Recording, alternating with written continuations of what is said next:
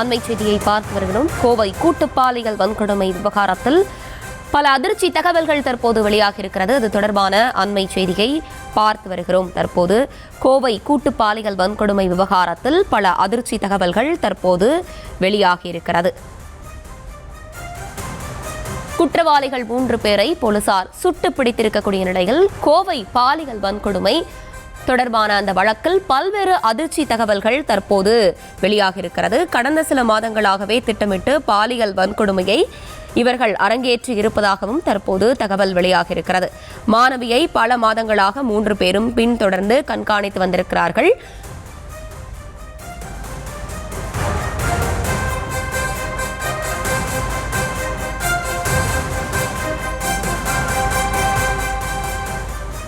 கோவை பாலியல் வன்கொடுமை வழக்கில் பல அதிர்ச்சி தகவல்கள் தற்போது வெளியாக இருக்கிறது.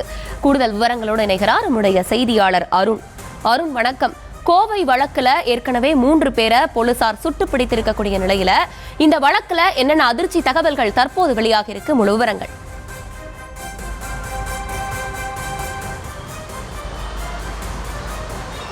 அர்ஷினி, வணக்கம். அதாவது கோவை விமான நிலையம் பின்புறம் இருக்கக்கூடிய அந்த காட்டுப்பகுதியில் நேற்று முன்தினம் இரவு கல்லூரி மாணவி, முதுநிலை 1ஆம் ஆண்டு மாணவி கூட்டு பாலியல் வன்கொடுமை செய்த சம்பவம் என்பது மிகப்பெரிய ஒரு அதிர்வலையை ஏற்படுத்தியிருந்தது.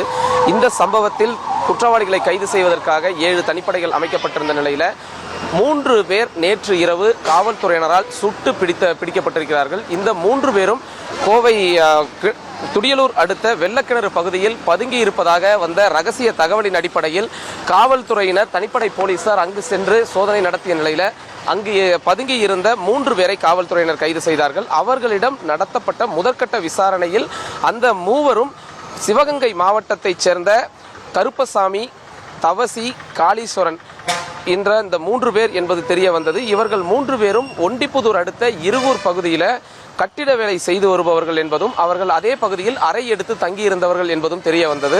இந்த சூழல்ல இந்த 3வரும் வழக்கமாகவே தங்களது இருசக்கர வாகனத்தில் அங்கிருந்து விமான நிலையம் பின்புறம் இருக்கக்கூடிய ஒரு டாஸ்மாக் மதுபான கூடத்திற்கு வந்து வழக்கமாக மது அருந்துவதை வழக்கமாக வைத்திருந்திருக்கிறார்கள். இந்த நிலையில இந்த சம்பவத்தில் பாதிக்கப்பட்ட அந்த கல்லூரி மாணவியும் அந்த வாலிபரும் வழக்கமாகவே அந்த பகுதிக்கு தங்களது காரில் வந்து காத்திருப்பதும், நீண்ட நேரமாக இரவு நேரத்தில் இருப்பதையும் இந்த 3வரும் கண்காணித்து வந்திருக்கிறார்கள். அந்த கண்காணித்ததன் அடிப்படையில் தான் கடந்த ஒரு மாதத்திற்கு முன்பு இதே ஒரு சம்பவத்தை அரங்கேற்ற நினைத்திருந்த பொழுது அங்கு ஆட்கள் அதிகவே வந்ததால் அவர்கள் அந்த திட்டத்தை கைவிட்டிருக்கிறார்கள். தொடர்ந்து நோட்டமிட்டு தங்களுக்கான வாய்ப்பு எப்போது கிட்டும் என்ற நிலையில் அவர்கள் காத்திருந்த சூழலில்தான் நேற்று முன்தினம் இரவு இருவரும் தனியாக நீண்ட நேரமாக அந்த காரில் தனிமையில் அமர்ந்திருக்கிறார்கள்.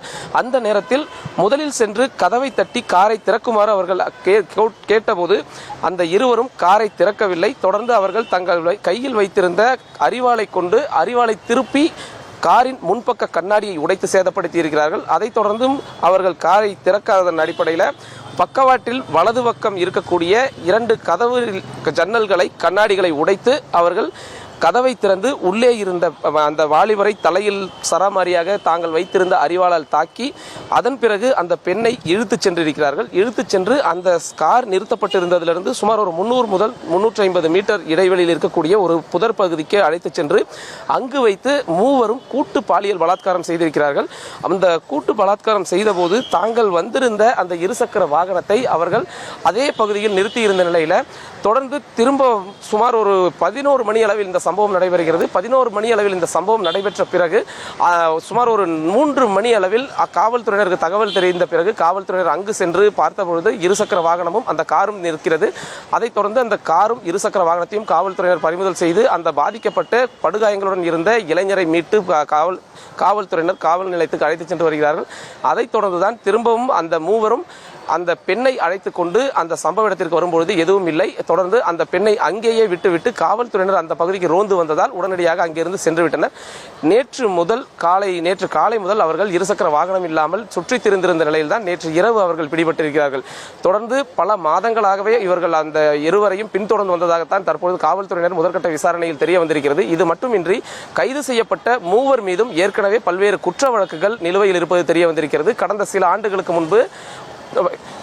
ஆண்டுகளுக்கு முன்பாக கிணத்துக்கடவு பகுதியில் நடைபெற்ற ஒரு கொலை சம்பவத்தில் இவர்கள் தொடர்பில் இருக்கிறார்கள். அதேபோன்று கொலை, கொள்ளை, வழிப்பறி சம்பவங்களிலும் இவர்கள் மீது வழக்கு பதிவு இருக்கிறது. எனவே இந்த வழக்குகள் என்னென்ன வழக்குகள் என்பது தொடர்பாக காவல்துறையினர் தற்போது தீவிரமாக விசாரணை மேற்கொண்டு வருகிறார்கள். அர்ஷினி, தற்போதைய விவரங்களுக்கு நன்றி அருண்.